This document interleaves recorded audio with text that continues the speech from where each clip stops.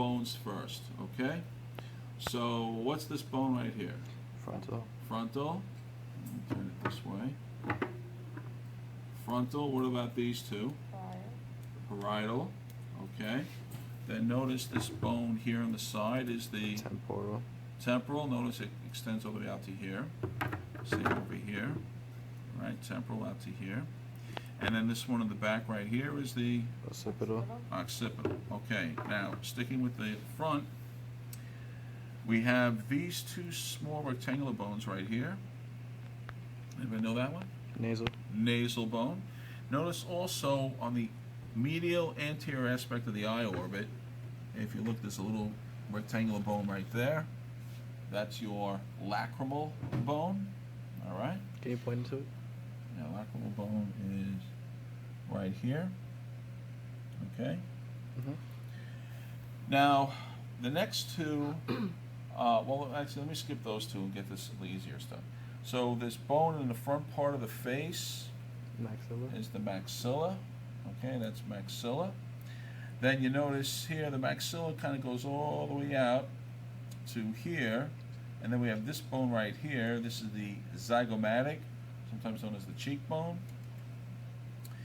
Again, maxilla. This bone here is the mandible. Now, the eye, there's a couple of different ways to see this next set of bones.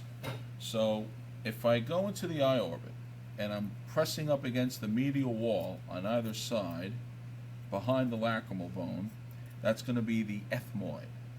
The lateral walls, posterior lateral, are sphenoid. Now the sphenoid you could see another way. On the side here, it's this one, you can see right out here. That's the sphenoid as well.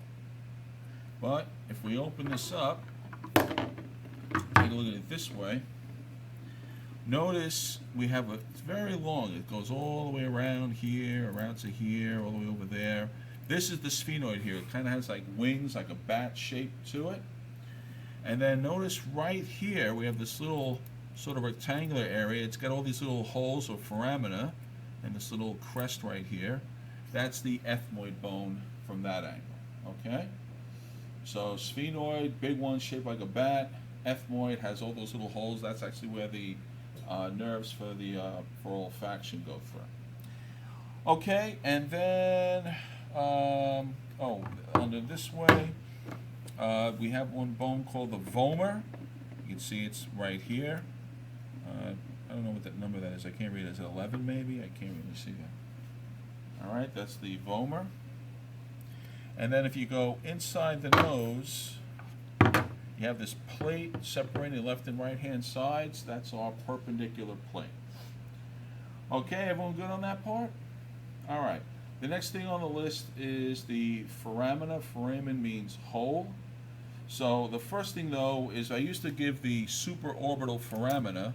Actually here you could see them, but I took it off because a lot of times those are filled in. So I just substituted what's called the supraorbital margin. It's just this ridge right here on the superior aspect of the eye orbit. Supra, above, orbital, eye orbit, margin, border. So supraorbital margin. Okay. Now if we go inside the eye, you guys might have to take a view inside. We have a small, in each orbit, we have a small round hole.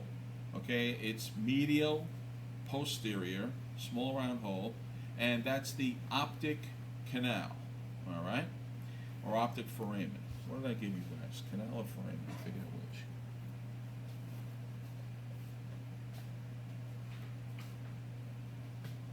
Optic foramen. Okay. Now, also in that eye orbit, we have like a V-shaped opening. Okay. That's the orbital fissure.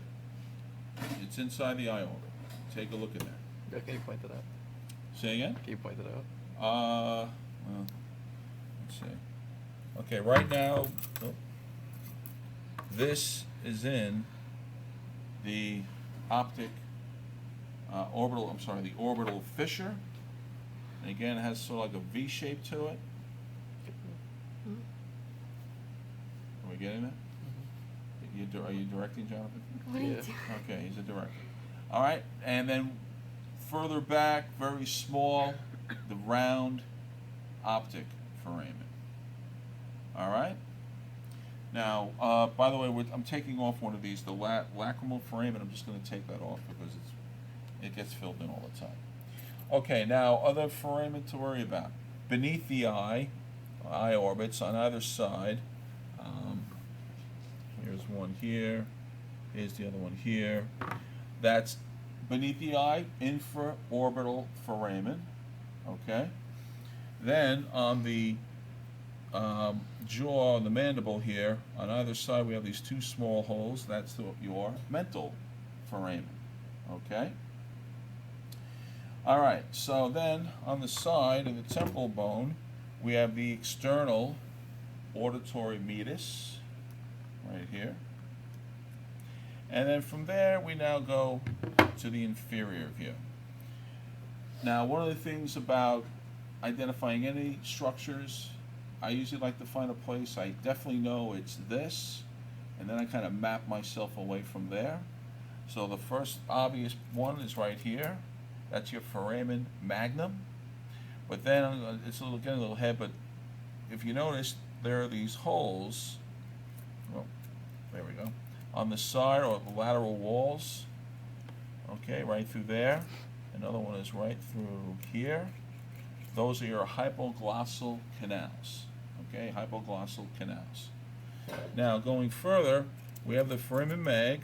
If we jump in a lateral anterior direction over here, we have this like jagged oval hole. That's your jugular. And then right in front of that, it's filled in, but right here is your carotid. Then notice these two structures right here. This is the styloid process, very pointy, and the very round mastoid process. In between, we have this little foramen right here, the stylomastoid foramen. Okay, from between those two processes.